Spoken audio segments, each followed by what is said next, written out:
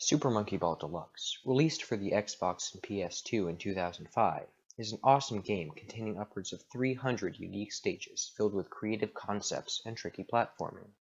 However, several stages are well known for causing widespread rage to players otherwise looking to simply have a good time.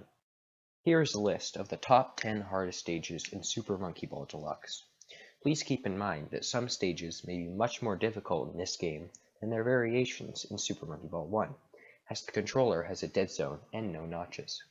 Number 10. Arthropod, Advanced 69.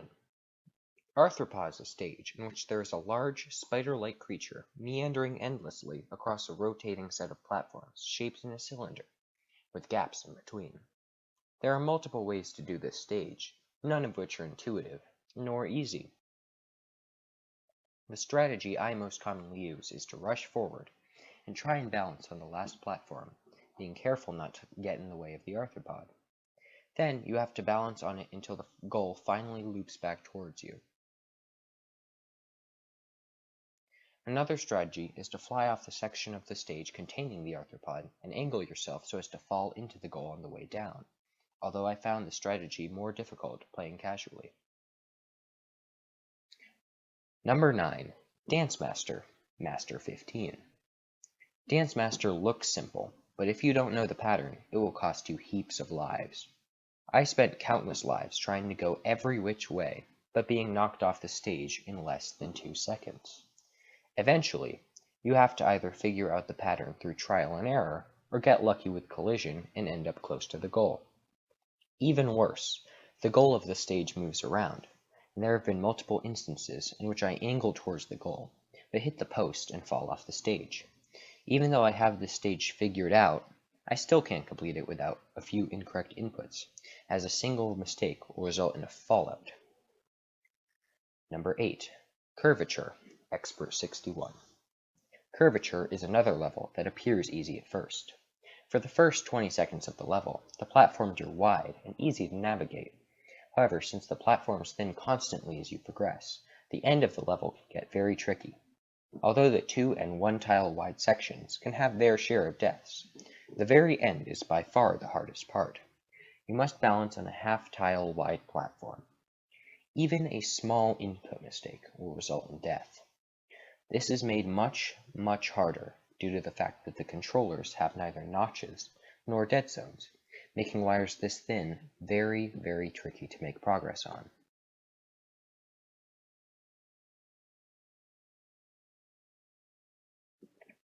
Number 7. Tracks, Expert 9. Tracks is harder than the level before it on this list for several reasons. Although the widest platform is 1 tile wide, as opposed to the half tile wide width of curvature, the beam you balance on is much, much lengthier. Due to the coloration of the platforms, it can be harder to see where you are, making movement mistakes harder to correct for. There is a strategy for this level, allowing you to bypass progressing on the wires at all by using the indents on width markers to bounce over the separator between you and the goal, but without practice, it can also account for its fair share of deaths. Number 6. Cylinders, Master 3. Cylinders is a relatively small level, but also very tricky. If you were to do this level the normal way, you would have to balance between quickly rotating curved platforms, an exceedingly difficult feat. Fortunately, there is a relatively obvious, although also very challenging, trick that allows you to skip many of the platforms. You can clip off an indent connecting the first cylinder to the next one, allowing you to hop over much of the level. However, the collision in this level can be very inconsistent, which means that you may not make it to the far cylinder that you're aiming for. Even with good collision, balancing after you land is even more difficult due to the differing rotation and curve shape.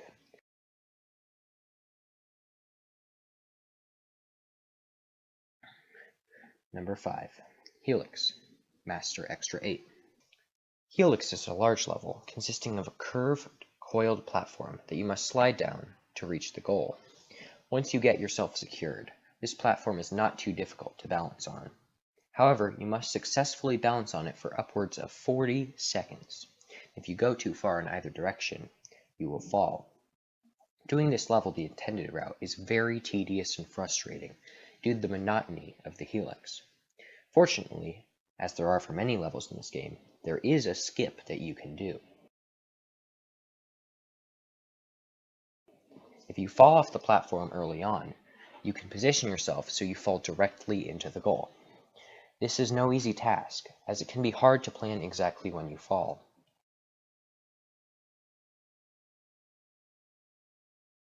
Number 4. Polar Large, Advanced Extra 5. Polar Large is an extremely tough level for several reasons.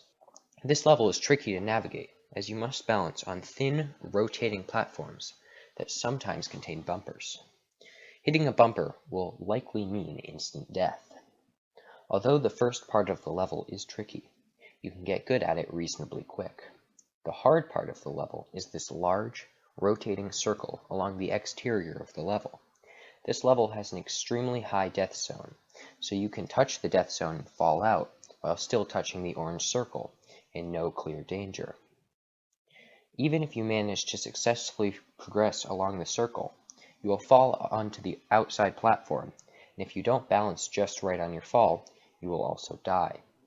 This level is much harder than its advanced counterpart Polar, Advanced 59. Number 3. Stamina Master, Master 13.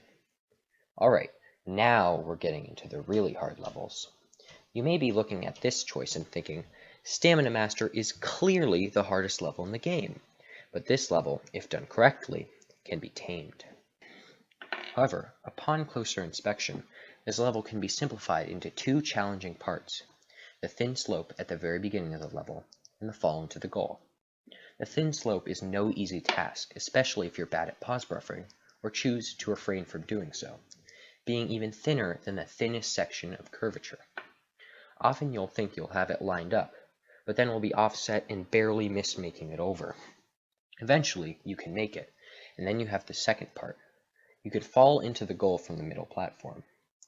This can be easier than it looks, but you'll likely have a few times where you bounce off the party goal or goalposts.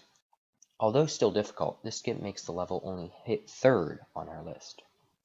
Number 2. Exam C, Expert 6. Exam C, the worst enemy of the average player, simply attempting to see what levels lie in the 100 promise of expert difficulty.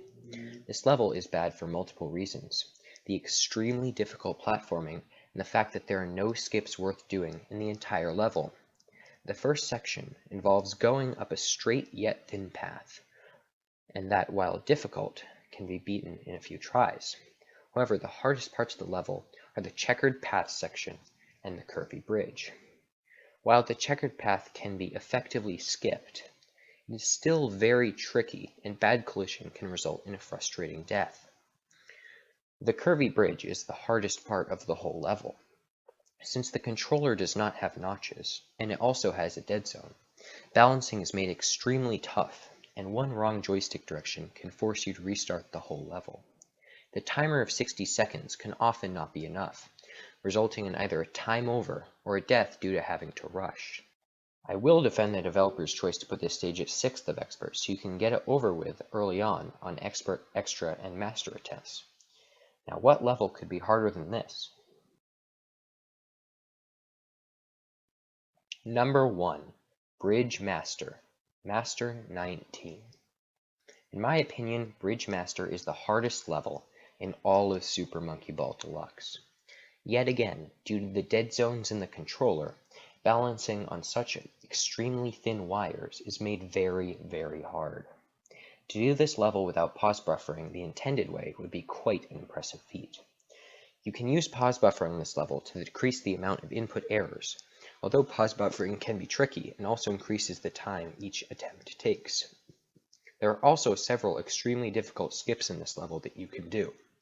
The first one is where you try to jump off the left side, although this skip is tricky, and you will still have to balance on the thin wires after completed. The second skip relies on much more collision. It involves bouncing off of the right side. Either skip is extremely tricky and relies heavily on collision being favorable, which is why this level tops my list.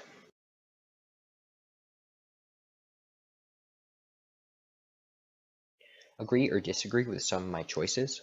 Did I leave in an easy level or miss an obviously hard one? Leave your thoughts in the comment section below. Also, leave suggestions for other top 10s I could do in the future. Thanks for watching.